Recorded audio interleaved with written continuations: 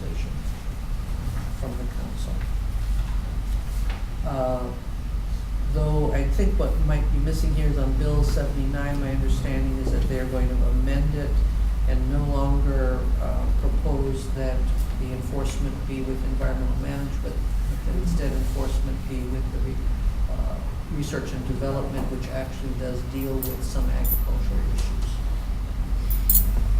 And other than that, I really don't have anything to add to what we've got in the report. Questions by commissioners on items on the director's report? I have one now, Chair. Yes, John. So two. So the Bill 79, this issue will be with R&D then? Well, that's the intent of what I've heard from county council, is that there would be an amendment. When this originally came, the bill actually hit my desk too at the planning department, and Dora and I had some emails going back and forth.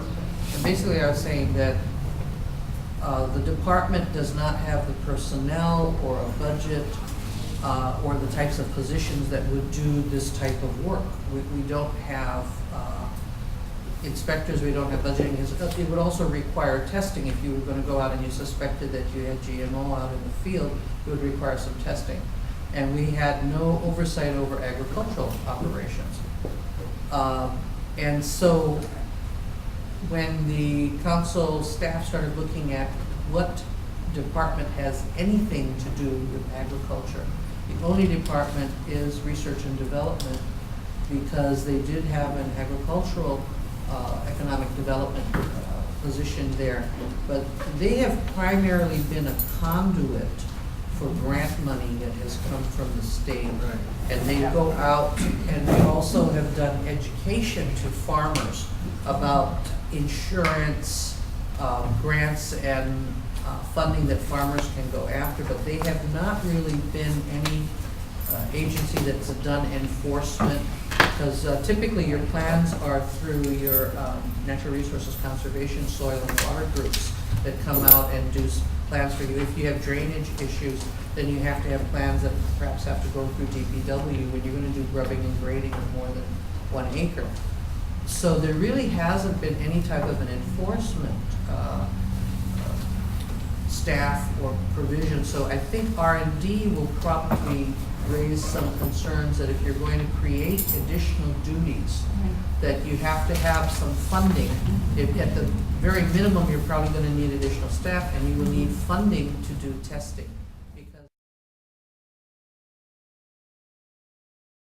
as far as I know, having driven through acres and acres of corn and soybeans in the Great Plains one summer, you can't tell by looking at it. I mean, it just looked, I'm assuming that it was mostly GMO that I was looking at. But you can't tell by looking at the corn or the soybeans that it's been genetically modified. It looks just like, every other corn plant I've ever seen. So I think those will be some of the concerns, and I don't know, obviously, what will happen at the council, but I'm sure that that discussion will be had, because there isn't anything in the next year's budget that would create additional positions at either DEM or at R&D, or provide the funding. And you're familiar with our department, the type of money that we use. We have contracts for water quality testing to check for turbidity, for how many suspended solids we have, to check for how much nitrogen in our outflow. But that's already a budget item, and it's specifically allotted already. To do any other testing, you would require additional money, and I don't know where it would come from. The next question, John? She kind of, you answered my next question about the funding, so I'm good, thank you. Trina? There were a couple of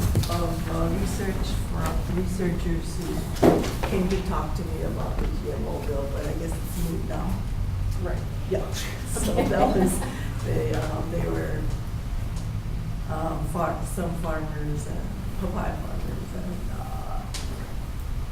ones who were pro GMO actually. So that was interesting. They left me a bunch of research too, so anyway. We'll But pass it on to them. yeah, I'll pass it on. Right. Tom? I don't have any important stuff.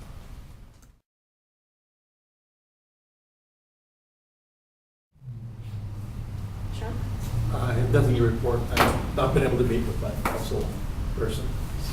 So I guess it's busy with GMOs.